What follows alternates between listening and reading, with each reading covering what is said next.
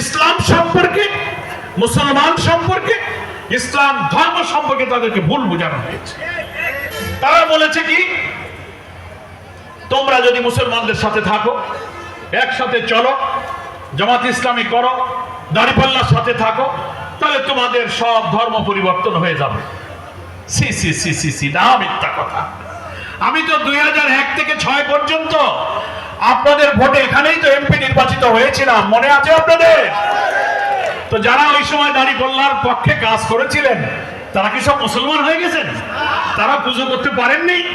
আমি এমপি হিসাবে এই ডুমুরিয়ার লক্ষাধিক হিন্দু ভোটার আছেন, আর ভোটার নয় এমন সংখ্যক হিন্দুর সংখ্যা হবে আরো 1-1.5 লক্ষের উপরে।